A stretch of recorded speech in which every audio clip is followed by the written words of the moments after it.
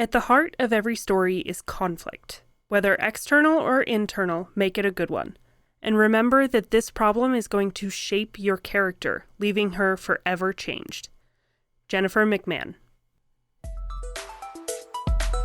You're listening to Writing Roots, brought to you by Aspen House Publishing.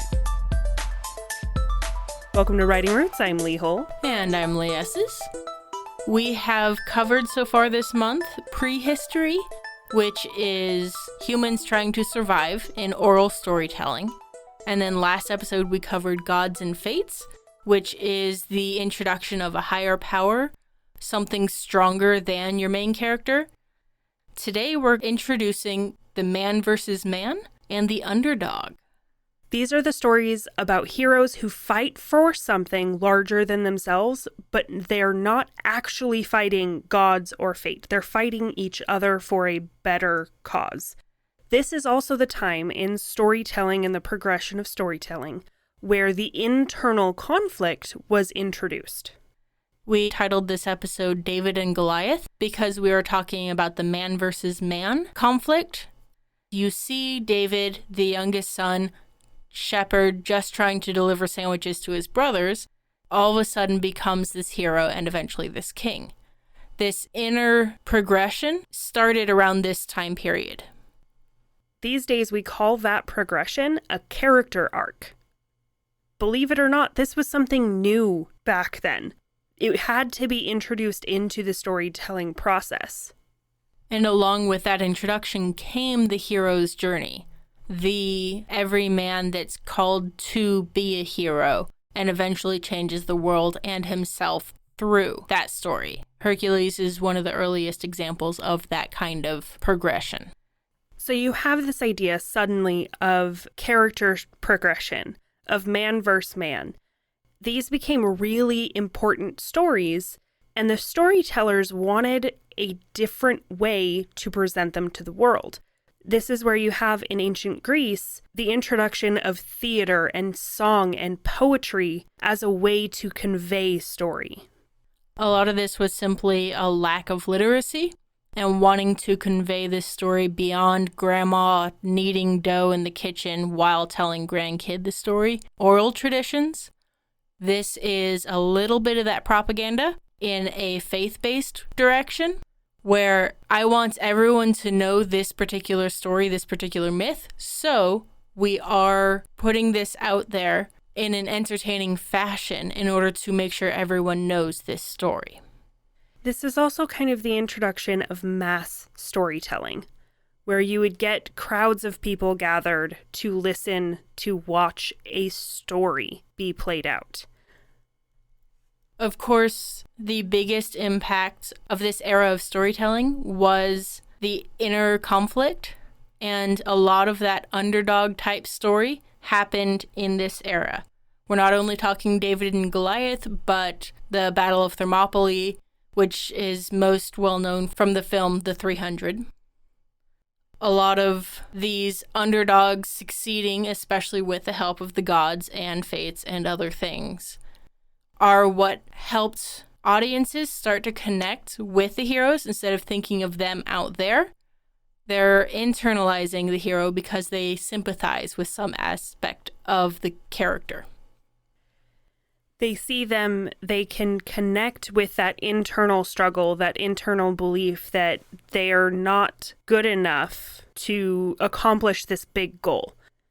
The other way that the audience can better connect with these characters, with these heroes, is that they're not fighting gods. Because the normal person would watch, Hercules fighting these big gods and monsters and say, there's no way that I could do that because I am not a son of Zeus, or I'm not a daughter of Athena. But you see them fighting people, the evil, the other, and you think, I could do that too. The Philistines were another nation that threatened the Jews. Therefore, this heroic story of someone who couldn't possibly be the best warrior in the army, becoming this great and wonderful hero of the nation, is something that could inspire, especially inspire against a certain group of people. So with the rise of nation states and an us versus them, instead of everybody just trying to survive the dark, there became our stories versus your stories, culture versus culture. And what helps create cultures are the stories and the mythos behind it. So the stronger your storytelling was in the culture, the more likely you would have people loyal to you. So we've seen some of the trendsetters in the storytelling, the introduction of theater, mass consumption of story. And what would a story be without a good villain? This is about that time that we start seeing actual villains in story. You have that character, you have Goliath that you need to defeat. You have Grendel and Grendel's mother in Beowulf that needs to be defeated. These things that are the evil to be conquered. And with these villains is why we are able to introduce character arcs, because your heroes start with flaws. And they have to develop, they have to change, they have to improve in order to take down this monster. Take down the other. Because they start as the underdog, but the underdog has to be able to defeat the villain eventually. Otherwise, it's not a satisfying story. It's really hard to rally the troops when David loses to Goliath. Or conversely, if you are cheering for Goliath, it's really hard to really cheer for him if you know he's going to win from the outset. I've always kind of thought of the underdog thing as a very American thing. I don't know, maybe it's just a human thing, but it doesn't make a whole lot of sense to root for the one that is less likely to win. You're rooting for the one with the better story. This era in storytelling was great for letting people know that in the face of certain death, there is something to fight for. You can still be the hero even when it looks like you're about to lose. I personally love this era of storytelling because it's all about the grand, the great, the challenges. It's about heroes. As we said a little bit earlier, we mentioned this is the start of the hero's journey. This is where that began, and we see the hero's journey applied in story after story after story, even in modern days. So we can still learn and use a lot of the principles that popped up during this time. The first thing you can use in your writing is making sure that your main character is an underdog to start with. David was the youngest son. He was not qualified to be in the army, much less fighting Goliath. Understanding how they're an underdog is at least as important as understanding that they're an underdog. You also get to understand that your main character is the villain in someone else's story. David was the villain to Goliath and the Philistines. If we knew that Goliath was actually terrified and was putting on a bravado, but he really wanted to get home to his newborn son and that's all he cared about, while the king of the other army said anyone who takes him out is like next in line to be in the throne. All of a sudden, we're kind of rooting for Goliath.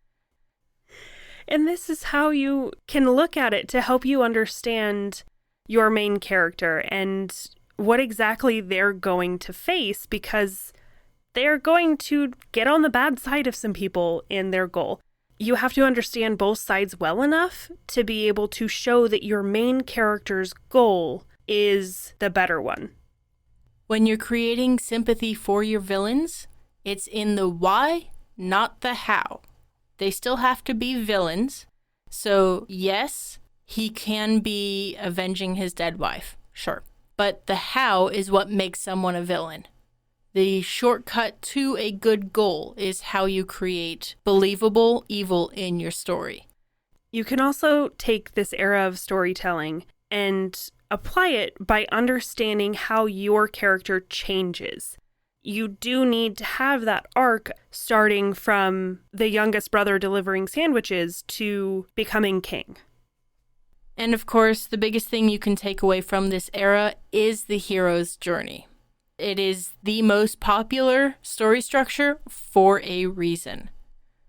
If you're confused about the hero's journey, we have an episode on that several months ago. Just go to our website, search Hero's Journey. and we break down what it is, how it's used, and the different elements that are used within this storytelling device. But overall, studying these classics, not only the ancient stories of heroes that you know, but the retellings of them and understanding the characters and how they played and the role stories started to play in defining cultures can really help you understand why people really like stories, where we lean on stories in order to have a cultural identity. This time is where we see stories begin to take the shape that we're familiar with today. There's so much that we can still learn, even from these stories that were written thousands of years ago. So we encourage you to take the time, study them, study their character use, how things changed, look into this underdog and the internal struggle and apply it to your writing, because it will inevitably make your writing better. But of course, whenever you do this, we just want you to make sure that you write selfishly. If you have a question or comment for our hosts or a topic you'd like us to cover, send us an email at writingroots@aspenhousepublishing.com or find us on Facebook by searching for Aspen House Publishing.